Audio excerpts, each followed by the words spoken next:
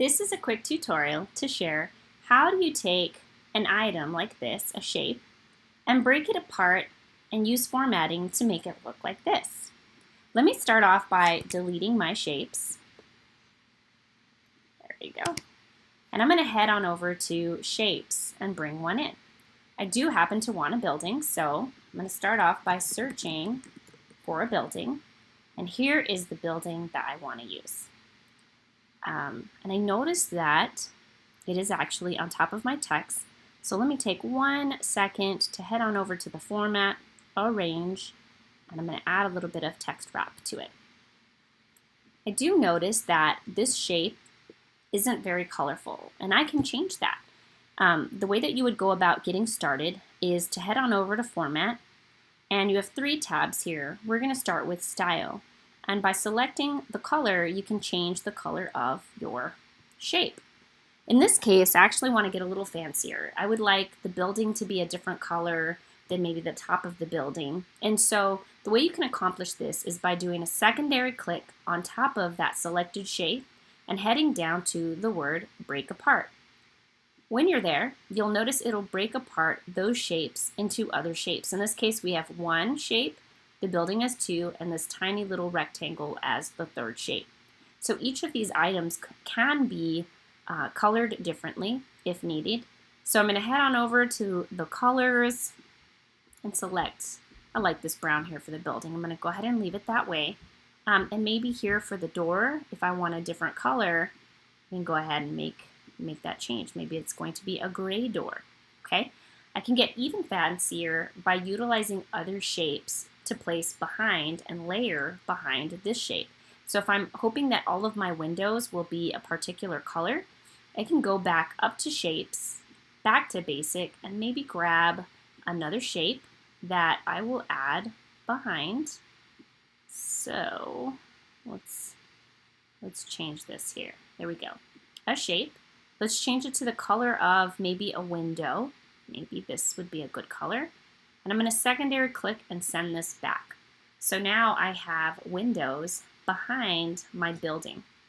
Let me go ahead and add another color here because I'm seeing that the entryway is blue. Maybe I don't want the entryway to be blue. Maybe I want that to be another shade of brown. So I'm going to just take another shape and change the color of this shape to be the color of the entryway that I possibly would like. Let's see what this looks like. I'm going to send this one back, send to back. And now, oh, I sent it all the way back. I'm a secondary click in. Actually, let me go to Arrange. And I know that I can do a little bit of manipulation here. So let me move these up. Beep.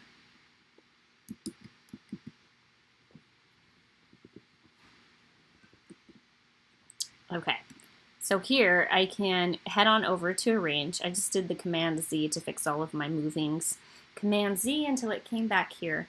And instead of sending it all the way back, because that put that behind my blue windows, I'm just going to go to Arrange in my Format tab and press the word backwards. So I'm going to send it backwards slowly until it is in the correct layer that I want it to be here. Okay, and so I'm missing one more step. I want to make sure that maybe I have the steps entering my building to also be this gray color. So I'm going to go ahead and head back to Shapes, grab another shape here. I'm going to use the handles to resize. Again, just so that it's going to be something that I send backwards again. So let me head back over to Style and change the color. And then I'm going to go back to Arrange here in Format.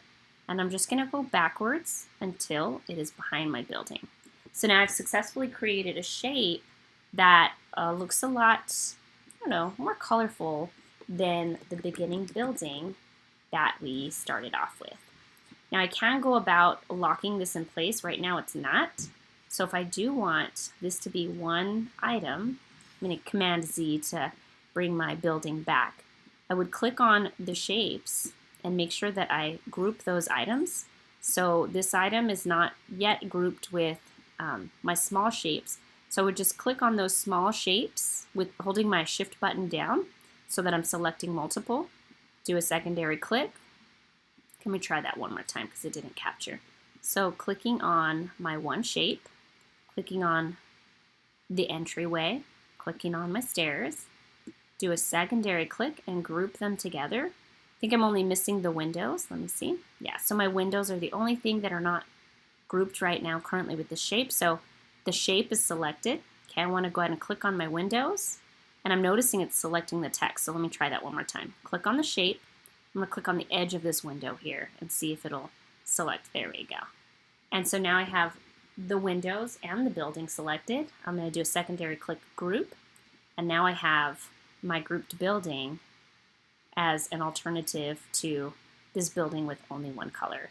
So it's really neat that the shapes inside of pages can be editable, and you can make changes and kind of bring life to the way you want these shapes to look in your publication.